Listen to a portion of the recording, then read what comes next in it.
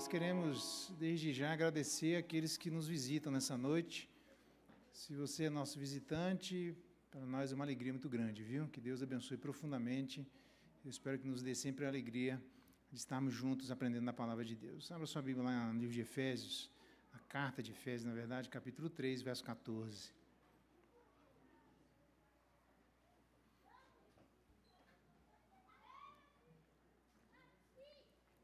Vamos lembrar de orar pela nossa irmã Isabela, está aí no final de gravidez, né? Esposa do nosso irmão Henrique, o neném está sentado, né? Tem todas as suas dificuldades aí de final de gravidez. Pela nossa irmã Rafaela, que Deus abençoe, também derrame graça, pela gravidez, o restante da gravidez, tá bom? E vamos lembrar de orar por essas irmãs e suas respectivas famílias.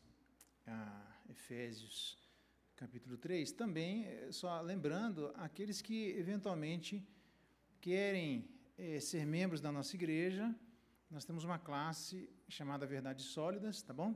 Que nós, com a graça de Deus, devemos iniciá-la no mês de agosto. Então, aqueles que querem, quer seja por transferência, pedido, batizarem seus filhos, fazerem batismo e profissão de fé, está aí nosso irmão presbítero Daniel. O presbítero Daniel fica de pé aí, só para quem eventualmente é visitante e por um acaso não sabe, né? Isso aí, ele é responsável aí do conselho, tá bom? Por conduzir essa classe com outros irmãos. Você pode procurá-lo ao final do culto, ou a mim, ou alguns presbíteros, mas pode procurar o presbítero Daniel.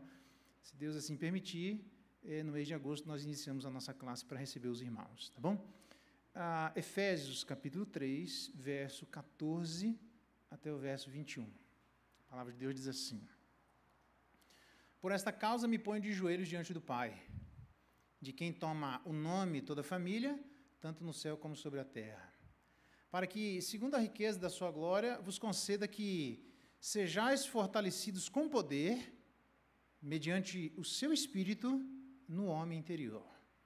E assim habite Cristo no vosso coração pela fé, estando vós enraizados e cimentados em amor, a fim de poderdes compreender o amor com todos os santos, qual é a largura e o comprimento e a altura e a profundidade, e conhecer o amor de Cristo que excede todo o entendimento, para que sejais tomados de toda a plenitude de Deus.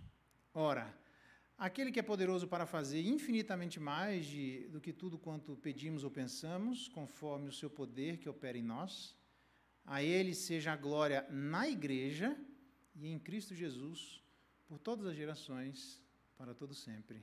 Amém. Até aqui a leitura da palavra de Deus. Louvado seja Deus pela sua palavra. Vamos orar mais uma vez? Pai bendito, que a tua palavra seja o nosso norte. Jesus disse no exercício do seu ministério terreno: santifica-os na verdade, a tua palavra é a verdade.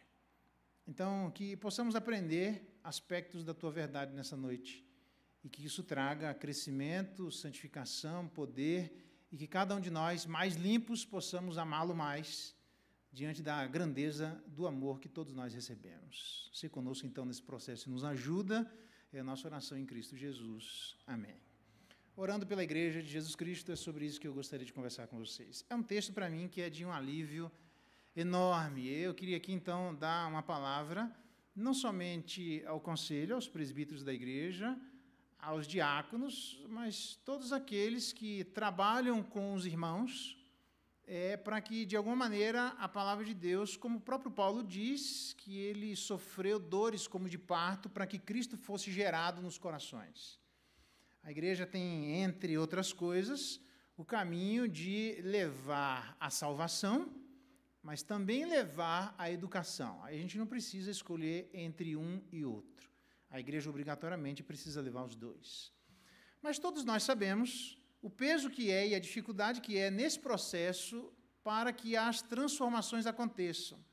Quer seja cada um de nós servindo de instrumentos para transformar outros, ou quer seja cada um de nós na luta pela nossa própria transformação. A gente sabe como não é fácil se desvencilhar de crendices. de pensamentos que durante muitos anos foram colocados dentro da nossa alma, que marcaram profundamente o nosso jeito de ver a vida. Do tipo, mais ou menos assim, leva dinheiro na carteira porque dinheiro chama dinheiro. Pelo amor de Deus. Né? Tem gente que acredita nisso, e a gente está cheio de crendices, e não consegue se livrar. Isso é uma escravidão nossa. E a gente sabe que a gente foi chamado para se livrar destas escravidões.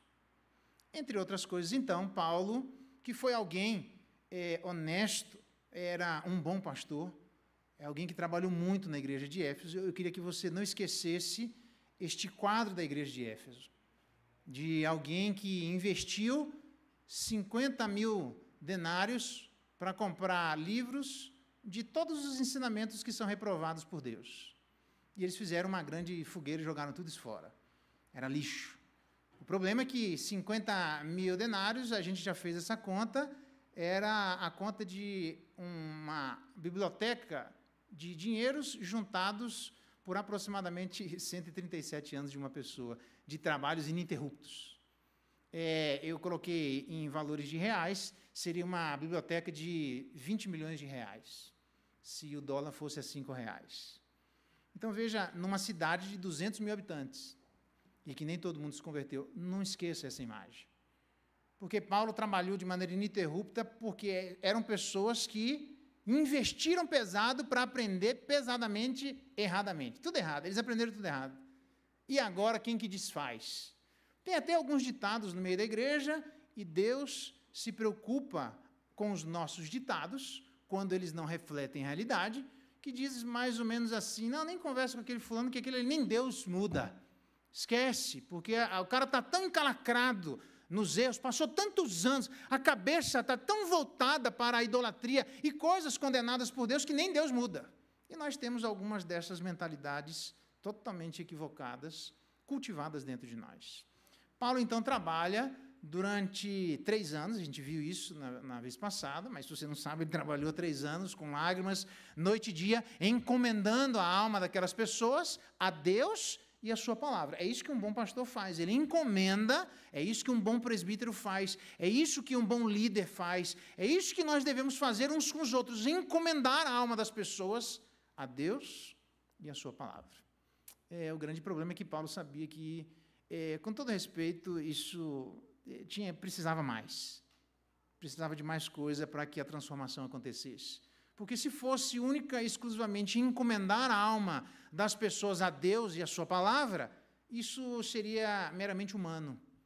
Vamos fazer um monte de atividades no meio da igreja para encomendar, vamos dar um monte de estudo bíblico, vamos falar um monte de Deus, que isso resolve o problema. Então, não é necessariamente assim, porque Paulo entendia isso, e é por isso que, nesse trecho em particular, Paulo se coloca de joelhos para orar diante do Pai. Aqui, claramente, Paulo já vai dando a direção para a igreja e a direção para todos nós. Se queremos uma igreja transformada, se queremos uma igreja que, de fato, abandone as crendices, ainda que a despeito tenham ficado muito tempo aprendendo as coisas erradas e isso tenha cravado na sua alma, nós precisamos orar. E isso é um alívio enorme, porque Paulo se colocava de joelhos e me admira Paulo se colocar de joelhos. Eu não quero aqui, como é que eu falo? Colocar como se fosse sine qua non nós orarmos de joelhos. Tem outro nome, que santificar, alguma coisa assim, que você não muda. Então, não obrigatoriamente isso, mas tem orações de joelhos, tem orações sentadas, tem orações de pé e assim por diante. Mas eu queria que a gente não esquecesse de que quem se colocava de joelhos, especialmente no Novo Testamento, era como o próprio Jesus Cristo que se prostrou de joelhos, entendendo que ali era uma atitude claramente de submissão e quando ele estava debaixo de muita tensão. Ele se prostrava, na verdade, com o rosto em terra, é até mais do que de joelhos. Mas me admira quando eu leio o texto que diz que, tendo dito estas coisas, lá na carta, quando ele vai se despedir da igreja de Éfeso, no livro de Atos, capítulo 20, Paulo se ajoelha mais uma vez e ora com os irmãos. Era um hábito da vida de Paulo orar de joelhos, especialmente pela igreja de Éfeso. Isso, para mim, é de particular importância. orar de joelhos não diz tudo, mas orar de joelhos diz alguma coisa. Por que eu estou dizendo isso para vocês? Antes de você elencar várias circunstâncias que talvez pudessem tirar você daquela pessoa que deveria orar de joelhos, eu queria lembrar você que, por exemplo, quem foi Paulo? Nós estamos falando de um camarada que foi lá quando ele e Silas foram levados na presença de autoridades e mandaram açoitá-los com varas. Vara não é um pedaço de pau, é tipo um negócio meio duro e meio mole, aquilo ali dói, aquilo ali causa um estrago.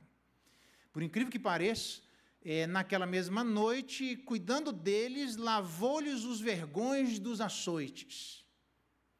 Nós estamos falando disso de um momento em que nós conhecemos, não faça nenhum mal, porque eles estavam presos, e eles cantavam louvores, e veio um terremoto, e abriu as portas da prisão, eles iam sair, e o camarada estava lá, o carcereiro, você se lembra disso? Ele ia se suicidar, e Paulo diz, não faça isso não. E naquele contexto, diz a Bíblia que crê no Senhor Jesus e será salvo tu e tua casa. Então, Paulo estava com os vergões nas costas e na frente. Eu já vou dizer disso. Ele estava achibatado. Ele tinha sido espancado. Ele e Silas. Não é pregar o evangelho como eu estou fazendo aqui e nem como nós fazemos nos grupos familiares, quando nós nos reunimos, as sociedades internas. Ele tinha chibata nas costas. E diz o texto que, não olhando para as suas chibatas e para os seus vergões, ele prega a palavra, e nós conhecemos o texto que é famoso, que diz, crê no Senhor Jesus, será salvo tu e tua casa, ele acreditou, e depois, diz o texto que ele expôs a palavra àquele centurião, e depois, aquele carcereiro, depois disso, diz a Bíblia, que aí vem o texto que nós pulamos, mas que diz assim, então, depois, naquela mesma hora da noite, depois dele ter pregado a palavra, depois dele ter falado com o carcereiro, depois dele ter exposto e ensinado como é que as coisas deveriam acontecer na vida dele, com os vergões, depois disso, então Paulo falou sangrando, machucado, e muito machucado. E diz o texto que depois disso, lavou-lhes os vergões naquela mesma noite em que ele havia sido açoitado. É desse Paulo que nós estamos falando, quando ele vai se apresentar à igreja de Corinto, ele diz, nas aflições, nas privações, nas angústias, nos açoites e nas prisões. Não bastava uma vez em que ele havia sido preso e açoitado. Ele foi preso e açoitado várias vezes. Na verdade, a Bíblia chega ao ponto de dizer, ele mesmo diz isso, que 5 vezes recebi dos judeus uma quarentena de açoites menos 1. Na verdade, se você multiplicar 5 por 39, uma quarentena menos 1 é 39, eu fiz a conta, dá 195 açoites com varas. Na verdade, Paulo foi açoitado pelo menos 8 vezes. Cada vez, uma quarentena de açoites menos 1. As outras 3 vezes, fustigado com varas, depois apedrejado. Então, se você colocar 5 vezes 39 açoites, dá 195 açoites. Se você colocar 8 vezes 39, dá 312 açoites. Por isso que as pessoas dizem que Paulo era um homem muito forte, porque muitos não aguentavam uma quantidade dessa de açoites e sobreviviam. Isso era quantidade suficiente para matar alguém. É como se não bastasse, não sei se você sabe, para que não houvesse erro das contagens, as 39 chicotadas eram contadas em voz alta. 1, pá! 2, pá! E Paulo diz, meu amigo, falta 37, mano. Pensa, que é para o cara não esquecer, você tomar pancada e saber quantas, isso era dividido em 3, onde o primeiro terço, 13, eram literalmente chicotadas aplicadas no peito. E as outras 26 nas costas, diante de um juiz observando, para que não faltasse nenhuma. Então, nessa circunstância, depois de ter apanhado espancado 8 vezes pelo menos, tomando uma aproximação de 300 chibatadas, então eu não acredito que nessa circunstância ele já tinha apanhado tudo isso, mas acredito que era suficiente para ser gato escaldado, e agora, quando ele está pastoreando a igreja de Éfeso, já tinha apanhado algumas vezes aqui, é nessas circunstâncias, com estes vergões, com estas machucaduras, com istos que para nós, muito menos do que isso, serviriam para subsidiar impedimentos para que nós nos colocássemos de joelhos diante de Deus, porque afinal de contas, ai, doeu, eu sei que dói, mas isso aqui doía mais. Eu não estou negando as dores que nós sentimos. Eu não estou negando que é uma posição desconfortável. Eu não estou negando que é ruim orar de joelhos. E nem estou negando que existe menos poder de orar assentado ou orar de pé. O que eu estou dizendo é que Paulo não faz isso de brincadeira. Paulo não sentia menos dor quando ele se colocava de joelhos. Isso tinha um custo na vida desse cidadão e que ele entendia a importância de, a despeito das dores que ele sentia, se colocar diante de joelhos para orar pela igreja de Éfeso. Eu fiquei pensando nisso, exatamente o que você está pensando. Dói, eu também tenho as minhas dores, eu não posso jamais dizer que sou um homem de dores como o de Paulo, não chego nem perto disso. Eu creio que alguns de nós não chegamos nem perto disso, nós temos as nossas dores. Mas eu gostaria que você pensasse bem, antes de você colocar isso como um obstáculo para você se colocar de joelhos para orar pela igreja. É algo importante. A igreja precisa. Paulo entendeu que mesmo doendo, a igreja precisa. E entendendo que eu estou numa posição de miséria, entendendo quando você olha as pessoas lá no Antigo Testamento, quando um irmão brigou com outro e ficou aproximadamente quase 14 anos sem enxergar o irmão, a mãe já tinha morrido, e quando ele vai enxergar o irmão, ele manda um monte de bois e animais, ele manda as coisas para chegar perto do irmão para ir acalmando, porque eles estavam brigados. E quando ele chega, diz que ele salta do animal, do cavalo, e vai se colocando com o rosto em terra, não é de joelhos, é prostrado, com a cara no pó, porque toda vez que nós colocamos isso, nós demonstramos diante de Deus a nossa miséria, a nossa desgraça, a nossa limitação, nós não somos nada, não tem nada que exista em nós que pode contribuir com a igreja. O Senhor pode fazer alguma coisa pela igreja, o Senhor pode abençoar a vida da igreja, o Senhor pode derramar algo pela igreja, que nem os meus 3 anos de trabalho ininterrupto com lágrimas são suficientes para poder suprir uma necessidade dos nossos irmãos. Nós precisamos de mais gente que ora desse jeito.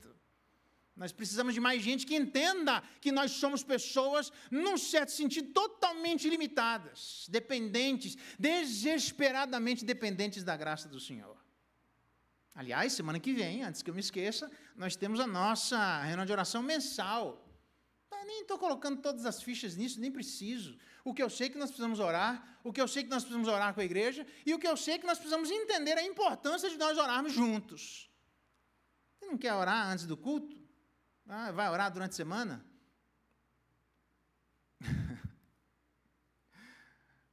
Vai vir na igreja durante a semana? Nem no domingo, que você não tem nem compromisso nenhum, se a pessoa tem dificuldade de vir na igreja. Não adianta tentar me convencer de que vai vir em outro dia, se o domingo, que é o dia do Senhor, voltado exclusivamente para isso, a gente levanta obstáculos para vir orar mais cedo. Uma vez no mês. Eu queria deixar o desafio para os irmãos. Eu queria deixar o desafio para todos nós, líderes da igreja, porque isso aqui é um alívio mesmo. Porque Paulo, achibatado, chicoteado, cheio de vergões, Paulo orava de joelhos pelo poder de Deus, orava de joelhos pelo amor de Deus e orava de joelhos pela confiança em Deus. É só isso. Pelo poder de Deus, incrivelmente, Paulo diz no verso 16... para que, segundo a riqueza da sua glória, a riqueza de Deus, vos conceda que sejais fortalecidos com poder. Quem que precisa ser fortalecido com poder? A igreja. Paulo orava, Deus fortalece a sua igreja. Como? Por intermédio do seu Espírito no homem interior. Ele ora para que o Espírito de Deus invada a igreja, ele ora para que o Espírito de Deus opere na igreja, ele ora entendendo que ele mesmo, trabalhando, encomendando a sua palavra, encomendando ao Senhor, isso não deve ser jamais destituído da dependência que eu e você precisamos ter do Espírito Santo de Deus. Já ouviu falar que igreja presbiteriana não é a igreja que fala do Espírito Santo de Deus? Não sei onde que eu falo. Eu não sei quem que acredita assim. Os pentecostais é que acreditam. Eu não sei o que você entende de pentecostal. Eu sou também. Porque presbiteriano que é presbiteriano não acredita no Espírito Santo de Deus. Não é isso que a palavra ensina. Nós precisamos depender do Espírito Santo de Deus. Nós precisamos... Eu imagino Paulo orando, trabalhando, aconselhando, de casa em casa, em público. Ele viu as misérias, as desgraças, um monte de gente que pensava de maneira equivocada e às vezes ensinava e falava e as pessoas continuavam acreditando de maneira equivocada. Muitas delas se converteram, mas nós sabemos disso, que converter é uma coisa e a santificação e o amadurecimento é outra. E as pessoas ainda pensavam de maneira equivocado. E eu imagino dizendo, Paulo ajoelhando diante de Deus, Senhor, tem misericórdia dessa igreja. Senhor, manda o teu Espírito, esse Espírito que mora, esse Espírito que habita, esse Espírito que convenceu o homem do pecado, da justiça e do juízo, fortalece com o poder do seu Espírito. O mesmo Espírito que ressuscitou Jesus Cristo, abençoe a igreja, porque a igreja precisa da ação do seu Espírito. Nós precisamos orar. Por isso, nós oramos por muitas coisas, irmãos. Os apóstolos oravam por muitas coisas. Oravam por questões sociais, nós devemos orar por isso é importante, a Bíblia ensina isso. Devemos orar pela conversão das pessoas, nós devemos orar, a Bíblia ensina isso.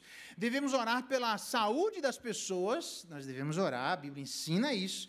Devemos orar pela condição financeira das pessoas, devemos orar, a Bíblia ensina isso. Mas devemos orar pela condição do homem interior. Diz aí o texto, para que o Espírito de Deus haja com poder no homem interior, diz o verso 16. Pergunta, quem é o homem interior? Parece que é uma outra pessoa, né? É simples.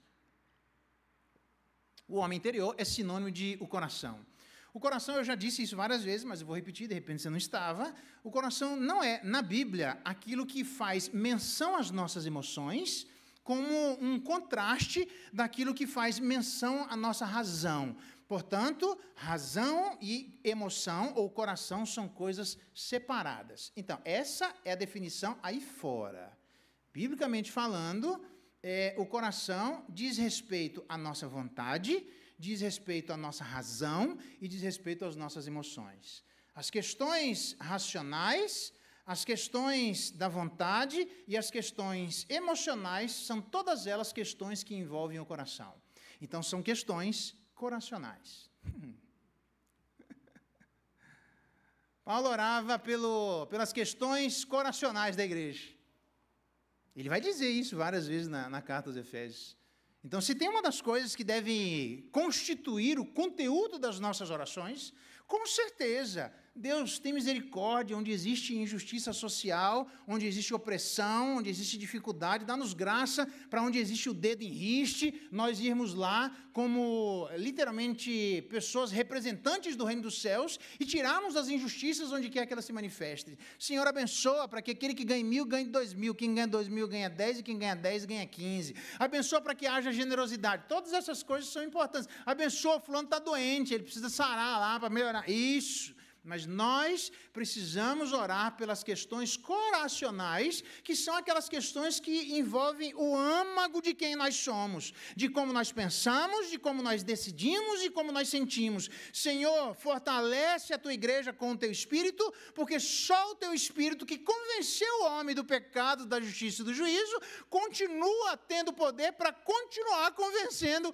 o homem das suas questões coracionais. Este povo que está viciado num jeito de pensar, e eu trabalho, e eu falo da tua palavra, e eu digo a respeito do Senhor, eu encomendo, eu leio a Bíblia, eu aconselho pessoalmente, mas estas coisas não são contraditórias a uma total dependência de alguém que se coloca de joelhos diante do Pai, dizendo, Senhor, invade a igreja de Éfeso, para que essas pessoas, o teu Espírito possa continuar com poder, mudando as questões do coração. Nós precisamos ser dependentes do Espírito de Deus. Isso entendeu o que é um alívio? Rapaz, você não tem noção, porque se nós jogarmos isso aqui fora, vai virar a igreja, ela vai cair e vai pender para o legalismo, para o formalismo. Vamos fazer um monte de coisa, um monte de programação, vamos fazer, porque isso aqui vai transformar, e a gente começa a colocar em nós a capacidade de transformação. Nem Paulo era capaz de transformar a igreja de Éfeso sem a dependência do Espírito Santo de Deus. Não existe ninguém melhor, mais capaz, mais eficaz, que pode agir naquele lugar em que eu e você não vamos, nem dentro de nós. Senhor, vê se há em mim algum caminho mau, absolve-me das coisas que me são ocultas, e nem nós conseguimos controlar a nós mesmos, mas nós pedimos para alguém que tem poder para fazer isso. Nós podemos pedir a alguém que intervenha no nosso coração e no coração da igreja. Nós podemos e devemos, como líderes, para dizer, Senhor, eu fiz, eu fui atrás, visitei, conversei, fui de casa em casa, mas eu olho para a igreja e ainda tem muitos vícios, Senhor. O Senhor é quem pode fazer isso. O Senhor é quem pode abençoar a igreja. O Senhor é quem pode mudar as disposições internas do coração. Eu tenho vários exemplos, talvez você tenha outros, de mim e de outros. Mas eu me lembro de um camarada, quando eu fui lá, me apresentei, há 20 e poucos anos atrás. Ele disse assim, eu sou da igreja, assim assado, lá de Marte. E ele me disse assim, não gosto de crente. Eu entendi, posso falar? Não pode, o senhor pode falar? Isso. Não, eu entendi que você não gosta de crente. Tá, mas eu sou crente, eu queria convidar seu filho para jogar bola, e sua esposa, minha esposa é da Bahia, olha, quer falar com você aqui. Aí fui lá e conversei com a mulher dele. Esse cara foi um dos crentes mais firmes da igreja. Até hoje, que eu tenha visto, um dos mais firmes e constantes. Você podia colocar a hora que for, ele estava meia hora, 40 minutos antes lá. Com todos os obstáculos, com toda a dificuldade. Deus transformou poderosamente aquele coração. É só Deus quem pode fazer isso, nós não fazemos. Só que a gente precisa, então, vir trabalhar, a gente precisa vir arregaçar a manga, precisa colocar estratégias, mas nós precisamos orar e dizer, Senhor, nem toda estratégia do mundo muda se o Senhor não mudar. Então, eu queria colocar a igreja do Cruzeiro diante do Senhor. Como pastor, eu posso trabalhar o tanto que for, eu posso ter as forças renovadas o tanto que for, nada disso deve ser contrário à vida de um pastor, de pastores, junto com o conselho, e de todos nós que precisamos aprender a depender do Espírito Santo de Deus para transformar o coração das crianças, transformar o coração dos adultos e transformar o coração de todos nós. Então, Paulo orava pela igreja pelo poder de Deus. Mas ele também orava não só pelo poder de Deus, mas pelo amor de Deus. É estranho que para nós dá uma cacofonia aí. Pelo amor de Deus, né? Paulo orava pelo amor de Deus. É interessante porque eles foram plantados no amor de Deus, diz aí o verso 17, arraigados e alicerçados em amor, eles foram plantados. A ideia do Salmo 1, que no devido tempo dá o seu fruto, porque ele foi plantado junto à corrente de águas. Todos nós somos plantados no amor de Deus, mas ele fala coisas interessantes. Além de sermos plantados no amor de Deus, agora precisamos criar mais raízes. Quando você planta, preste bem atenção, essa ilustração da botânica. Quando você planta uma planta numa água, você espera que aqui está o ambiente para ela crescer, mas ela precisa se enraizar mais. Concorda comigo? Você planta qualquer coisa, você espera que para que haja saúde e à medida que haja crescimento, você plantou e fica daquele jeito? Jamais. Eu me lembro de ter, nas minhas andanças por aí, tinha um lugar que eles trouxeram da Holanda algumas árvores grandes, que eu disse, aquela árvore tem que sair daqui, porque uma já tinha caído em cima da igreja, tinha que sair da igreja lá, porque não eram árvores da nossa região. O que aconteceu? Aí, com muita discussão, aí autorizaram, porque eram árvores gigantescas, assim, do lado da igreja, o trator veio e fez assim, ó, só tocou a árvore e caiu, porque não fez um buraco do tamanho dessa caixa aqui, numa árvore maior do que essa igreja. Porque não tinha raiz, porque estava num lugar fora, aquele não era o ambiente daquela árvore. Então, pode plantar, desde que seja um ambiente propício para isso. Porque o que nós esperamos é que, normalmente, quanto maior for a árvore, maior é a raiz. Então, se nós formos plantados no amor de Deus, esse não é o estágio final. Esse é o estágio inicial. Antes nós não estávamos. O texto da conversão do meu sogro, Gálatas, capítulo 1, verso 4, que Jesus Cristo fez o que ele fez para nos desarraigar desse mundo perverso, para tirar as nossas raízes onde nós tínhamos, e agora fincar as nossas raízes onde nós devemos estar. Então, só quem pode crescer as suas raízes é quem já teve as suas raízes plantadas no devido lugar. Entendeu, né? Significa que existem alguns ditados que são meio fortes, né? Ele está pedindo, então, para que haja cada vez mais um enraizamento da igreja, uma profundidade na maneira como a igreja se envolve com este amor que foi derramado sobre ela. Na verdade, um dos ditados diz assim, preste atenção, Quem não serve, não serve. Interessante, né? Interessante. Quem não serve, não serve. Porque uma das razões que Deus colocou para nós, entre outras coisas, foi para o serviço. Obras que Deus preparou de antemão, na eternidade, para que nós andássemos nela, diz a carta de Efésios, capítulo 2, verso 10. Então, ele está pedindo para que haja um maior enraizamento, do tipo mais ou menos assim: do mandamento dos seus lábios nunca me apartei, diz o texto de Jó, escondi no meu íntimo as palavras da tua boca. Ou, em uma outra tradução, diz assim, preste atenção, olha que interessante: não me afastei dos seus mandamentos, dei mais valor às suas palavras que ao alimento diário. Eita, eu fiquei pensando num pastel com caldo de cana, numa pizza, né, depois, numa sopa gostosa, num caldo gostoso, num dia gelado, naquele churrasco bom. Ele diz, olha, dei mais valor às palavras que saem da sua boca, Deus, do que o meu alimento diário. Ou, se você quer uma outra versão, do preceito dos seus lábios nunca me apartei, e as palavras da sua boca prezei mais do que o meu alimento.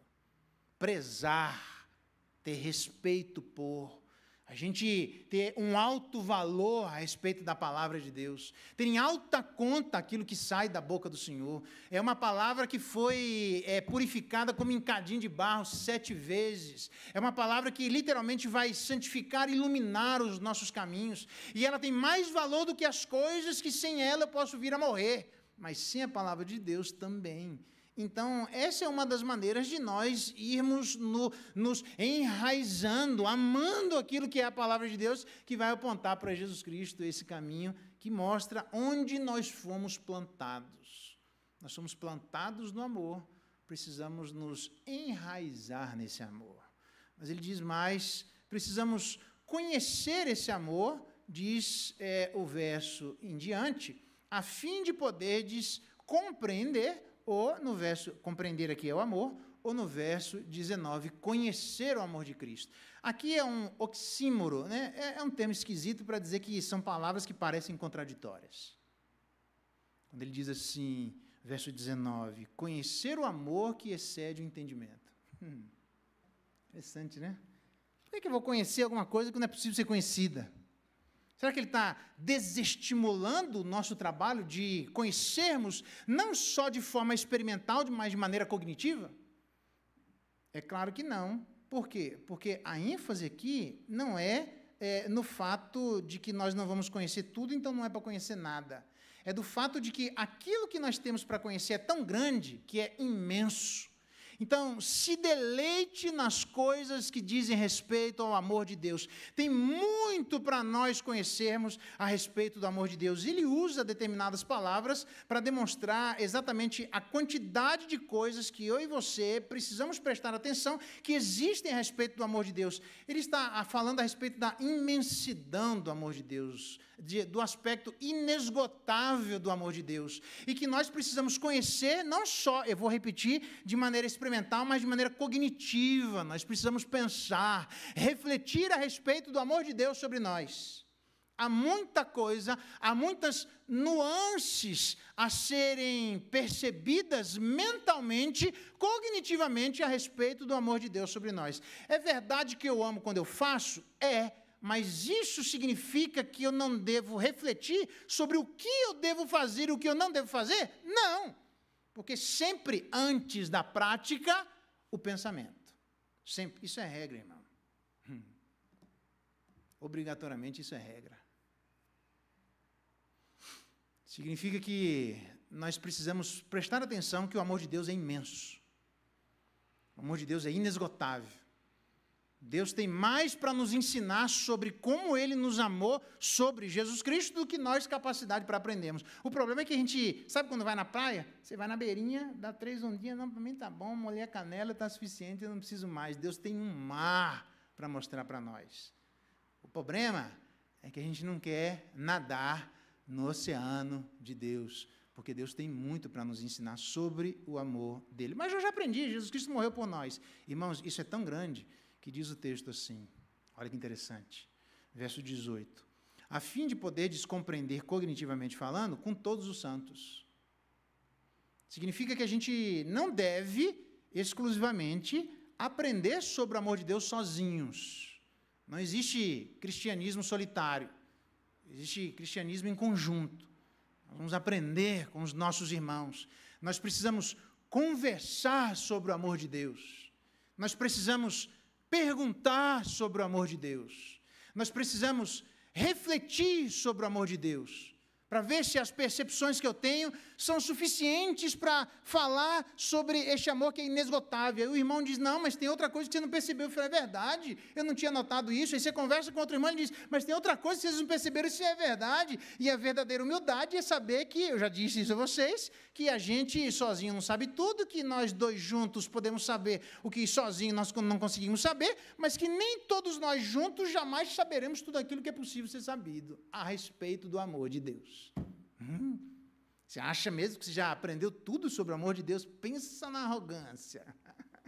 Eu já vi muita gente por aí com esse tipo de mentalidade. Pensa na soberba. Não, só faz na prática, que o amor de Deus está na prática. E de onde você aprendeu? Não, porque a Bíblia diz sobre amor assim. Então, você pensou antes.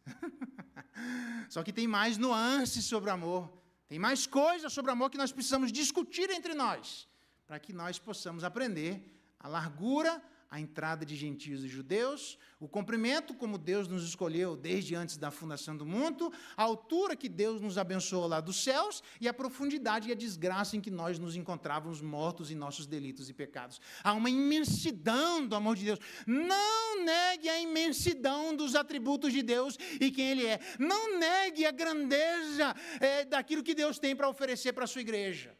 Dizendo, sobre o amor de Deus, eu já sei tudo que é possível ser sabido. Nossa, até dói na alma quando alguém fala uma coisa como isso. Ele ainda não aprendeu como convém saber. Tem muita coisa para saber sobre o amor de Deus. Sabe qual é o nosso problema? É que a gente não pergunta para os outros. A gente já acha que já sabe tudo. Eu sei, tem algumas escolas dominicais que era melhor nem ter vindo na igreja porque a pessoa não estudou, é uma lástima. Eu sei disso. Como tem sermões que também que você olha e fala, pô, esse cara não estudou para falar, pelo amor de Deus, ele está falando coisa com coisa aqui. É chato, eu também sei disso. Mas eu sei, irmãos, que a gente precisa gastar algum tempo entre nós. Não importa se é escola dominical, sabadal, terçal, sextal, quintal. A gente vai ter que sentar, porque Deus tem mais para dar do que a gente tem capacidade para absorver, ainda que a gente compreenda. Mas tem coisas do amor de Deus que pode ser compreensível. E a gente deve orar pela igreja, para que Deus, com o Espírito dele, invada os corações e mude o âmago, o centro, o coração, as questões coracionais da alma de todos nós. Mas também devemos orar para que, Senhor, abençoe para que a sua igreja conheça o seu amor. A sua igreja discuta sobre o seu amor. A sua igreja reflita coletivamente sobre o seu amor. A igreja aprenda a ter a humildade suficiente de que nós somos plantados num mar que tem um mundo de coisas, onde todos os atributos de Deus são caracterizados, entre outras coisas, pela sua infinitude. Eu vou repetir, e vou deixar uma questão para vocês pensarem em casa. Todos os atributos de Deus são caracterizados pela sua infinitude. Não tem fim. Beleza? Beleza. E eu te pergunto, o amor de Deus não tem fim, a longanimidade de Deus não tem fim, a paciência de Deus não tem fim, a misericórdia de Deus não tem fim. E todos os outros atributos. E eu te pergunto, se isso é verdade, e eu te respondo, isso é verdade, e eu te pergunto, então a paciência de Deus é infinita, e eu te respondo, é verdade, e eu te pergunto, então por que a Bíblia diz que Deus perde a paciência se a paciência dele é infinita? Então, eu não vou responder, mas é só para você se animar, para você ver que tem coisa para a gente aprender. Tem um mundo aqui de coisas. Tem um mundo de coisas. Tem um monte de outras perguntas que, mas eu tenho que ficar inventando pergunta para a igreja? Não, está revelado na Bíblia? Então é obrigação nossa. Se eu estiver inventando coisa que não está revelada na Bíblia, Deuteronômio 29, 29. As coisas que são reveladas pertencem a nós. As coisas que não estão reveladas pertencem a Deus.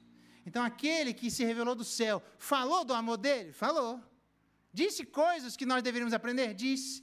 E Jesus disse que o que ele disse a respeito das coisas celestiais sobre nós, a igreja deveria envidar esforços para conhecer cada vez mais, porque isso santificaria a sua igreja, isso protegeria a sua igreja. Disse. Então Paulo está orando, dizendo, Senhor, faz a tua igreja aprender mais, de maneira coletiva, sobre o amor de Deus. Nós precisamos orar por isso. Eu te pergunto, quanto dos conteúdos das nossas orações, que corretamente oramos pelas questões de injustiça, oramos pelas questões de saúde, oramos por umas questões de salário, mas que nós devemos orar também para que o Espírito de Deus mude as disposições internas e para que todos nós aprendamos juntos mais sobre o amor de Deus antes de praticarmos. Nós precisamos orar por isso. Isso é um alívio. É um alívio, porque só Deus pode, Senhor, ter misericórdia da igreja. Tem coisas que nós não sabemos, mas que está revelado e que nós precisamos saber. E que isso vai fazer diferença no meu casamento, na minha educação com os meus filhos, na maneira como eu me conduzo na vida. Ou é isso, ou a resposta que você tem para dizer é: Deus revelou coisas que eram desnecessárias. Se fosse eu que estivesse no lugar dele, tiraria metade da palavra e colocaria só de maneira resumida, tipo aquilo que é importante para todos nós. Você acha mesmo que Deus revelou coisas e fez registrar que eram desnecessárias para nós? Ou você acha que a nossa postura diante daquilo que foi revelado é que é desnecessário o nosso desinteresse? Porque se nós aprendêssemos, nós cresceríamos. Oremos pelo Espírito de Deus e oremos pelo amor de Deus. Mas além de fazermos pelo Espírito de Deus e pelo amor de Deus, nós também devemos orar pela, literalmente, confiança em Deus.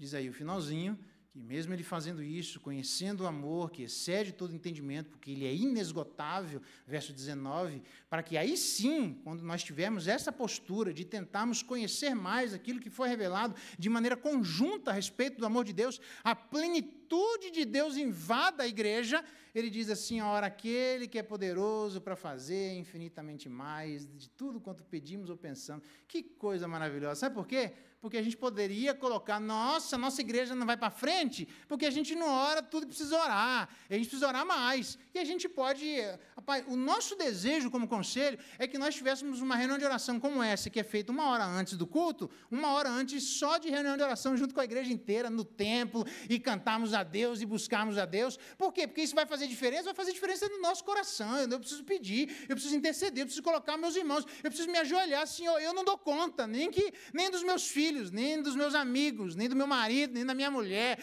Senhor, eu tenho dificuldade na minha vida. Nós precisamos nos ajoelhar e dizer: Senhor, tem limitação. Nós fizemos um monte de coisa, mas nós dependemos do Senhor para a nossa vida, para a mudança na igreja. Amanda o teu Espírito, muda o coração dessa igreja, que nós conhecemos mais do amor de Deus. E, Senhor, ainda assim, nós não somos pessoas que oram tudo que nós poderíamos orar. Somos ruins de oração. Se Deus dependesse da vida de oração da igreja para mudar a igreja... A Bíblia diz lá em Tiago que Deus não responde às nossas orações porque nós pedimos para esbanjarmos nos nossos prazeres, ou Deus não responde às nossas orações porque nós não pedimos. O quanto, irmão, você já parou para pensar? Essa igreja não ama mais a Deus porque nós juntos não oramos mais. Eu quero dividir aqui a carga com todos nós, porque Paulo está falando isso para a igreja. Ele não está falando isso para a liderança. É um alívio para nós da igreja, por isso que eu falei que ia falar com você. É um alívio. Você pode ser o cara mais trabalhador da face da terra. Não muda a necessidade que quem manda é o Espírito Santo de Deus. E a gente vai precisar, em algum momento, dizer: Deus, eu confio no teu Espírito. Estou levando a palavra, mas eu confio no Senhor. É o Senhor quem pode fazer todas as coisas. Eu ilustro isso com um exemplo público. O reverendo Augustus contava para a gente, quando a gente tinha aula com ele, em uma das igrejas que ele pastoreou, que quando ele terminou um determinado culto, um sermão, as pessoas ficaram mais ou menos 2 horas, 2 horas e meia pedindo perdão: Senhor, tem misericórdia, confissão de pecados no meio da igreja. Não, ele chegou e falou: eu sou o todo-poderoso Superman. Aí ele fala isso. Ele fala: vou agora na outra igreja pegar o mesmo sermão que, depois do culto lá, as conversões vão acontecer aos milhares. Aí ele pregou, não aconteceu nada. Aí ele entendeu tudo que nós já sabemos, mas na prática Deus esfregou na cara dele para mostrar para ele que ele não é ninguém. Ele fala isso, porque ele estava confiando demais de que do jeito de pregar certinho as coisas acontecem. Não acontece não, irmão. O melhor exemplo que nós temos disso é Jonas. Fez um trabalho porco e é o maior avivamento que nós temos na história da humanidade. Quando Deus quer usar, Ele usa apesar de quem somos. Nós continuamos sendo vasos de barro, todos nós. Então, eu queria incentivar essa igreja a liderança da igreja, cada um aqui presente, você que é visitante, nós temos uma vida mais ativa de oração. Pode nem ser o primeiro domingo, isso é uma tentativa nossa de equacionar os horários, para não colocar um dia a mais, e a gente já vive correndo para lá e para cá. Então, o domingo já não é nosso, a semana não é nossa, o nosso corpo não é nosso, a vida não é nossa. Eu sei disso, mas nem estou querendo pedir pelo amor de Deus, nem preciso para isso, não é nosso. Então, o dia que já não é nosso, que a gente faça bom uso desse dia, é o dia do Senhor. A gente precisa edificar mais uns aos outros, e uma das maneiras, uma vez por mês. Então, para não ter um outro dia, outros momentos, lembra o lema da nossa igreja, no que diz respeito a uma vida de oração? A igreja toda orando o tempo todo, em todo lugar. A igreja toda orando o tempo todo, em todo lugar. É sério isso. Tem gente que pergunta assim, e aí, o conselho está orando? E eu te pergunto, e você está? Os presbíteros estão orando aí, os presbíteros? E você, quando está reunido, está orando também? Com os irmãos, com os jovens? Os jovens estão orando antes de começar? Os adolescentes estão orando antes de começar? Ou a gente acha que, a gente até diz assim, irmão, eu não tenho nada que eu possa fazer por você, mas vou orar. Eu não tenho nada para te dar, eu vou. A gente quase que releva a vida de oração a nada. E talvez por isso que a gente não tenha uma vida de oração tão ativa. Eu queria desafiar a igreja, de verdade. É um sonho do conselho da igreja, que a gente tenha a igreja toda aqui, antes do culto, para gastarmos tempo em oração. E entre outras coisas que nós precisamos orar, essas são 3 coisas claras. A gente pode trabalhar o que for, irmãos, isso jamais deve sair da nossa vida, jamais deve sair do nosso radar. A gente deve orar para que o Espírito de Deus mude o homem interior. Senhor, o Senhor conhece fulano, beltrano, a mim, olha lá, teimoso, burruchuco, manco, tipo os Smurfs, cada um tem um nome, a igreja também tem, e o pastor também tem. Tem um teimoso, tem um sorridente, tem um burruchuco, tem um alegre, tem tudo na igreja. É assim mesmo. E diz, Senhor, o Senhor tem que mudar essa igreja. Nós confiamos no Teu Espírito. O Espírito que ressuscita, o Espírito que levanta mortos, o Espírito que habita no coração, o Espírito que muda as disposições internas. O cara está tanto tempo encalacrado, pensando do jeito todo. Senhor, manda o Seu Espírito lá, faz, travessa, muda, transforma. E a gente precisa testemunhar mais transformações na igreja. Por quê? Porque, entre outras coisas, Deus respondeu, porque essa igreja pediu. Transformação pelo Espírito. Senhor, nós precisamos conhecer mais do Seu amor. Esse é um conteúdo importante, precisa aparecer nas orações. Deus, abençoa para que essa igreja ame mais, entenda mais, perceba mais, compreenda mais. E à medida que a sua compreensão aumentar, a sua prática será transformada. Ajuda-nos a juntos conversarmos sobre o Teu amor. Que coisa mais importante é a Tua palavra, ela no meu íntimo, mais do que o alimento diário, porque ela que me explica quem é esse amor. Oremos por isso, nós precisamos orar pelo amor de Deus na igreja. E precisamos confiar em Deus. Senhor, eu fiz o que eu tinha que fazer, eu quero ir para casa, deitar e dormir. Sabe para onde seu pastor vai? Para casa dormir. Não é porque eu desconsidero a sua dor, não é porque eu desconsidero a sua dificuldade, não é porque eu desconsidero que eu podia fazer mais. Podia, todos nós podíamos fazer mais. Mas chega um ponto que você fala, eu estou fazendo no limite, eu estou indo até onde eu dou conta, eu estou indo até onde eu nem dou conta. Mas eu confio, Deus, mesmo que eu não pedir, eu sei que o Senhor faz. Eu sei que o Senhor não está preso às minhas orações, mas o Senhor gentilmente quer ouvir a gente orar e responder. Deus é bom, irmãos. Gentilmente Ele quer ouvir a gente orar e responder. Mas mais do que isso, a gente deve descansar o nosso coração. Presbíteros, descanse a alma de vocês. Diáconos, descanse a alma de vocês. Pais, eu queria pedir para o pessoal do louvor para a gente cantar aquela última música que nós cantamos e a gente encerra. Pode ser? Pais, descanse o coração de vocês. Pais de jovens, pais de adolescentes. Recém-casados, descanse o coração de vocês. Ai, meu Deus, minha filha está crescendo. Descansa, irmão. Você já fez, já falou, já descansa o coração. Eu digo, Deus, ouve e atende as orações oradas e aquelas não oradas. As orações feitas e as não feitas. As pedidas e as não pedidas. Abençoa aquilo que vemos e que não vemos. Que percebemos e que nem sequer notamos. Deus, o Senhor é muito maior do que a nossa capacidade de perceber. Eu termino dizendo que teve um determinado assunto que eu pedi para alguém orar e a pessoa falou assim, na época, Deus, obrigado, porque eu não entendi nada do que foi falado aqui, mas em algumas anos deve ter alguma importância sobre isso. Eu pensei comigo. Não foi aqui não, tá? Estou dizendo, nas minhas andanças por aí, tá bom? Beleza. Aí eu continuei explicando sobre o assunto 6 meses. Aí a classe pediu para conversar. Eu disse, pastor, nós queremos conversar com o senhor. Eu falei, o que foi, irmãos? Eu falei, nós queremos pedir perdão, senhor. Foi porque agora nós entendemos o tamanho da nossa ignorância. É que estava tão longe, e que eu não estava entendendo nada, mas agora eu entendi o quanto que eu não sei, e o quanto que eu preciso saber. Quem é verdadeiramente humilde, caminha desse jeito. Todos nós. Precisamos aprender a confiar em Deus. Deus transforma, irmãos. Deus muda seu coração, seu pai, sua mãe, seus irmãos, seu marido, seus filhos, seu vizinho. Deus muda, irmãos. Só que a gente precisa orar e confiar. Essa é a mensagem que eu queria trazer basicamente. Orar e confiar. Um lema da reforma era orar e trabalhar. Eu queria dizer orar e confiar. Mas nós precisamos orar. Semana que vem, 18 horas, aqui na igreja.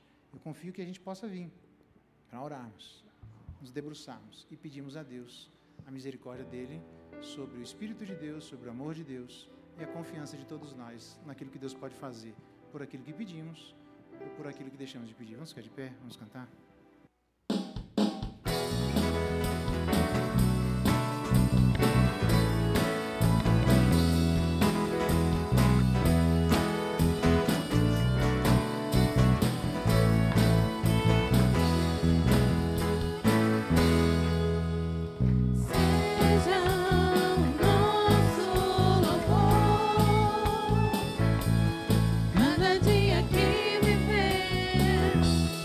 Sob a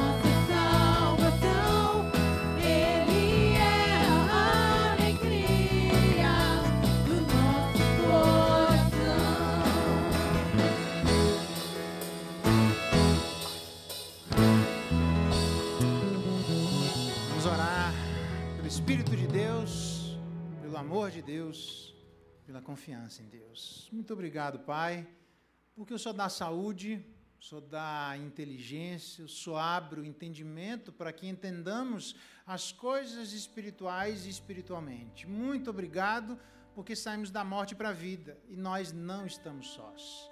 Queremos ser essa igreja, Deus, que se dobra, que se coloca de joelhos, que se prostra, como Cristo se prostrava diante do Senhor, clamando, ó Pai, vem Espírito de Deus e nos enche das tuas coisas.